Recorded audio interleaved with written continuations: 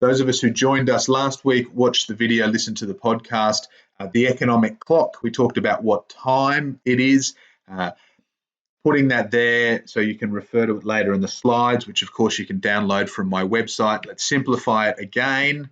Instead of going through all of the specific nuances, let's break it down into these 4 phases for your small to medium enterprise: down, the drag, the release, and the up.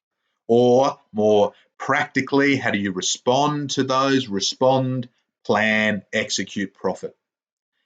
Right now, as we've talked about, last week we're probably somewhere 1:30, 2 o'clock on the economic clock. Most businesses, the general economy, is somewhere in that response phase. We're still responding to this crisis, this humanitarian crisis, this economic crisis. And I want to pull us out and have a look a bit more at the macro picture of what these economic cycles mean for us as business owners. And to do that, instead of showing this as a clock that goes round, I'm going to show this as a cycle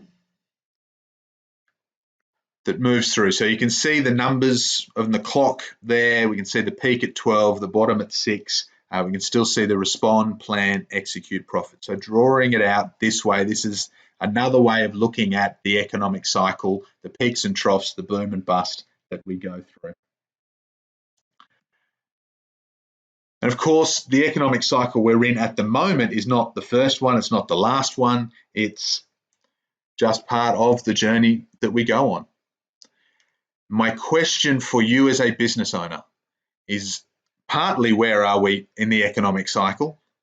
But more importantly, what is your journey going to be? What is the journey that your business and you as a leader are going to have with the ups and downs, the emotional elements of the cycle? Because really there are 3 ways that businesses can tackle the economic cycle. The first is that some businesses will dive. They will quickly, or, which is sometimes more painful, slowly follow the economic cycle down, and they will keep going. It will keep going down, and those businesses will not survive this point in the cycle.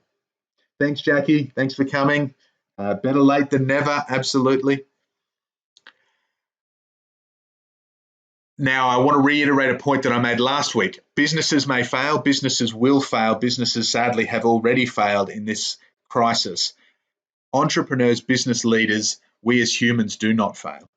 We have the opportunity to learn from this to come back. And there is no shame in my world, absolutely. There is no shame in shutting down a business, particularly with some of the potentially unprecedented things that we are experiencing at the moment. Now, for those that arrest that slide, that don't go into dive, and this is going to be the majority of businesses in those countries that I'm working with clients in, is that they are going to survive. They are going to very, very closely follow the economic cycle. So they will be in for a rough period as long as the economy is tough. And then when things pick up, they too will pick up again and business will carry on. The third option is the thrive, the businesses that may, yes, absolutely take a bit of a hit right now, particularly with the speed with which this recession is moving, but they won't go all the way down. They will make changes that mean that they can continue to be flat or even grow through the downturn. And then as the economy picks up, they will continue to grow, and they will continue to grow at a much higher rate than the general economy. Those are the 3 types of businesses that we're facing. Those are the choices that you as a business owner and a business leader make. Which of those 3, and feel free to drop me a comment for those who are joining us live, which of those 3 do you want your business to be? Are you going to dive? Are you just going to hug in and shut up shop? Are you going to focus on survival?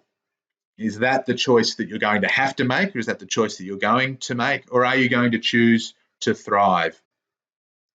And I'm sure most people listening will be focused on the thrive. How can I, as a business owner, thrive? So it's useful when looking at Thank you. Got some thrivers in the Facebook group. Brilliant. So what's the difference between the three?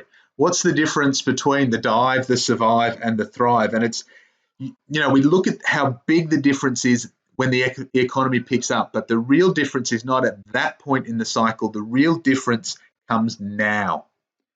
The real difference comes at this point in the economic cycle when things are starting to move down, when perhaps you have already been impacted in a negative way, to ask yourself, okay, well, what can I do differently? So between those three groups, dive, survive, thrive, what's different at this point in the economic cycle? And you might say it's luck. Now, when I was a kid, there were two competing bumper stickers that floated around. I saw in a lot of cars. This is long before the time of the My Family stickers. And I always thought it would be brilliant to have both of these bumper stickers on my car to acknowledge the fact that both of them are my reality true. So when it comes to luck, let's be honest, shit happens. I know some of you who are here on the live call, many of you who are in the group, and that's not an esoteric statement. Shit has happened to you. I've spent a lot of this week calling up a lot of my business network, business clients, and there are some businesses, one in particular I know, I spoke to him about 2 months ago, and they were in the best financial position they had been for forever. Long-term business, pre-GFC, made it through the GFC, strongest financial position they'd ever been in as a business and as a family, and they are looking at 100% revenue decline in the space of 2 weeks. Shit happens. I am also acutely aware, and this is the flip side, that magic happens. Now, if you invested in Zoom, for instance, video conferencing software, their stock price, they listed just under 12 months ago, I believe, their stock price has doubled in that 12-month period. There are businesses in IT and cybersecurity for whom this crisis, again, if we just focus on the business side, has been incredibly, it's good luck. It's been brilliant. And so that's something to be mindful of with luck, that it can mean shit happens. It can mean magic happens. We can't discount that. Some businesses will dive right now through no fault of their own. Some businesses will thrive right now through no conscious choice of their own.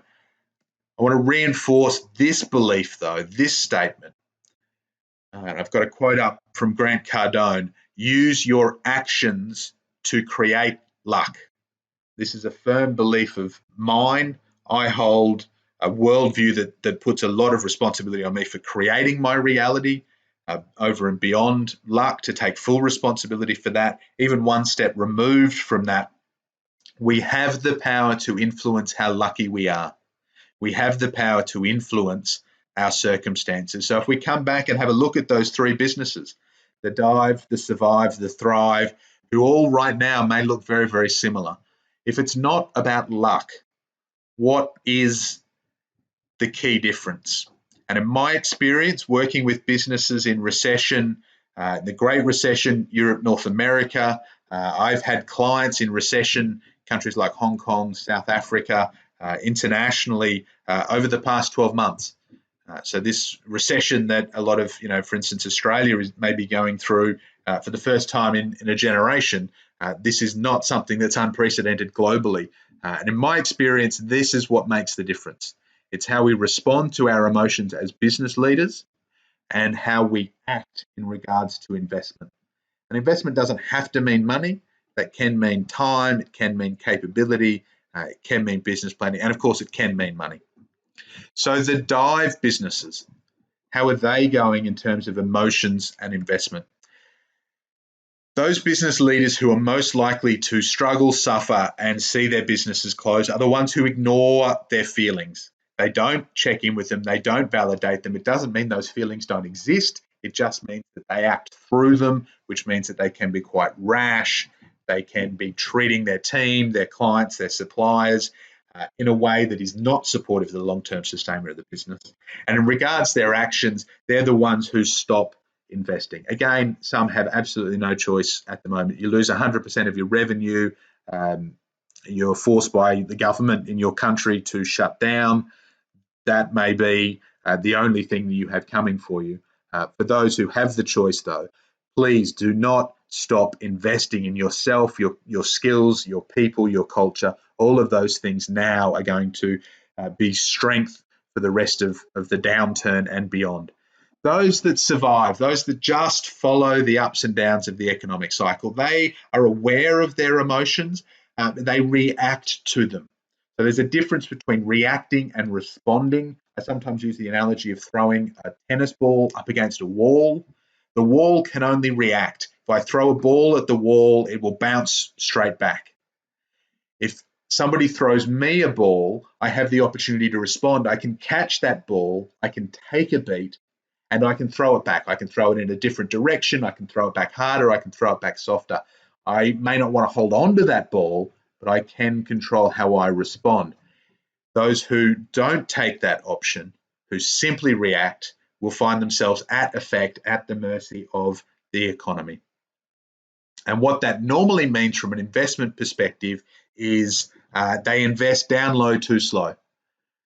So they will wait. Right now, they're probably sitting on their hands. Maybe they haven't stopped completely, but they're certainly holding back from their decisions. And in their mind, when things get better, then I will invest. Then I will do those things in my business. When then? And compare that to the Thrive businesses, the businesses that people live who've responded to my question have said, yes, that's what we want to be. We want to be a Thrive business, which doesn't mean you don't have emotions. It just means you acknowledge your emotions, as we did in the meditation at the start of this webinar. Acknowledge our emotions. We recognize them for what they are. They're clouds passing through the sky. They're feelings. They're not facts. We learn from them. We take them on board. We let them go. We respond. We don't react. We don't ignore. We do the same for our team, for our clients, for our families, especially if we're cooped up in self-isolation with them. And from an investment perspective, we're not stopping. We're not waiting for the world to change so that we can be ready. We are ready now. And what we're investing in right now may be different to what we were doing a week ago, maybe very different from what we thought we were going to be doing with our New Year's resolution. So we may have changed the nature of our investment. We have certainly not changed our nature, that we are investors, we are risk takers. And in business, we have to be risk takers to survive and to thrive. So what are you investing in?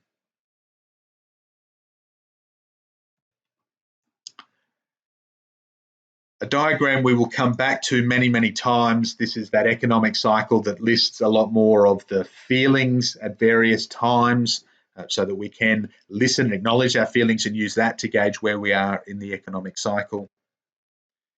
Overlaying again those 4 phases: respond, plan, execute, and profit. So a lot of that, what are we going to invest in, is part of the planning. Maybe your business is counter-cyclical. This is one of my businesses. Don't Waste a Good Recession, which has been sitting, I've had the plan all the way through the good times, all the way through the economic boom. I started putting out videos around preparing for a recession in 2018. I made choices with my money in 2018, awaiting an inevitable recession. So I've gone counter-cyclical to the broader economic cycle with this product. It's a counter-cyclical product, which meant as soon as the economy as soon as the markets dropped by 20%, we went into a bear market. That was my release point to execute. And hopefully, as we will see, I'm here helping, I'm here responding, I am here with abundance and love and transparency and generosity, and as a business owner, to make sure that my business thrives through this economic downturn. For my other business, my consulting business, and for many of the people tuning in here, we have a cyclical business, not a counter-cyclical business, which means right now we continue to be in the respond phase. So what then are we responding to this week?